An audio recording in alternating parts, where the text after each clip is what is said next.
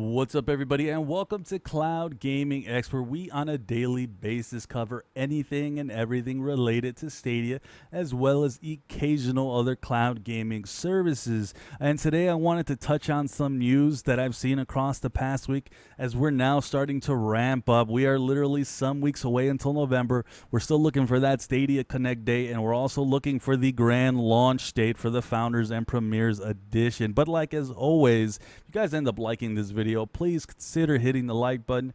It's so helpful. And if you're brand new to the channel, consider subbing for more Stadia coverage, gameplay, game reviews, everything we're doing, the whole 9 yards on this channel. So definitely consider, as well as joining our new Discord. We have a whole new Discord and we're very excited about that. Join our community, get connected. Let's all team up, form up, and do our thing. Now, the first thing that I want to touch on is the Wired UK magazine. Now, this is a great read if you guys are looking into some insight on how Stadia got started with some of the big names that they've acquired, like Phil Harrison and Jade Raymond. There's going to be links to all my sources down below if you guys want to check this out yourselves. So definitely always watch for that in my descriptions. But one particular quote that I liked was from Phil Harrison, and he says, "Everyone is missing the big picture. Arguably the least interesting thing about Stadia is the fact that it's a streaming platform.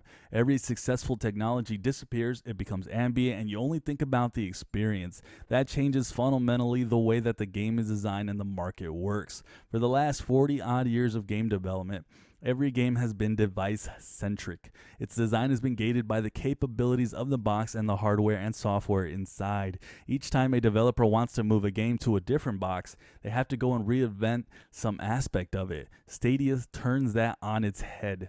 We are allowing the game developer to make the game once and then bring it to any screen in your life so that you, the player, has a relationship with the game and not the device. And that's a big mental shift in the way that games are made, but also the way that games are played."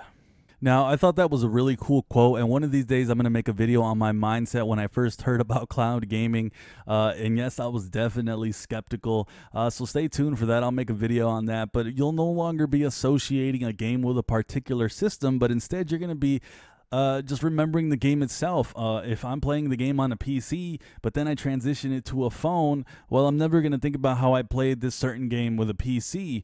It'll just be me remembering all the times that I played the game on any other device. It won't matter. It's just having that relationship, like he said, with just the game itself. So I thought that was a really cool quote. Another quote from this article is from Jade Raymond, and she says, "Playing games is fundamental to being human.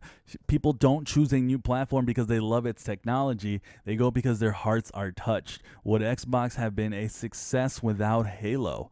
We have to make sure that the core gamers are our core fans and the people we are delivering value to first." So once again, this to me just highlights 100% that they understand the importance of what is one of the biggest ways to attract someone to a platform, and that's the games themselves and providing quality there. So this was really encouraging to see this, and it's just more fodder for me personally to just be hopeful that this is a platform I think we can all get behind and get excited about. Now, the next thing I want to touch on is from another article, and this is from a Assassin's Creed Odyssey senior producer. This is a quote from him. His name is Mark Alexis Cote. I'm probably saying that wrong. Now, this was a guy that was 100% convinced Stadia was something that just couldn't work. And here's a quote from him.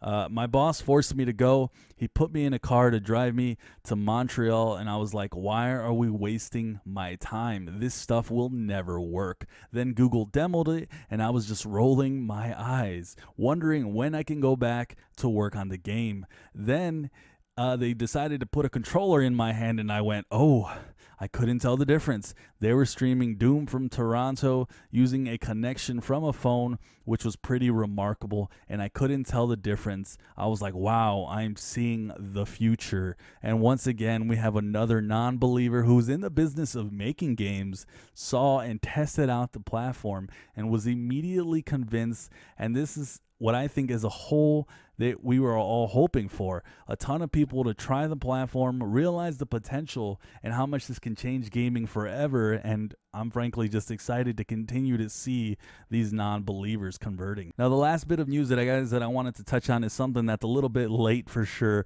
I'm pretty sure all of you know about it, but I thought I'd give my little preliminary thoughts. I almost thought about making a whole video on it, and that is Red Dead Redemption. It's actually, in my opinion, one of the biggest titles, if not the absolute biggest get, and possibly the most important title launch with Stadia, but I'll cover that at some point, maybe this week. I'll let you guys know my thoughts. But that's going to be it for me, guys.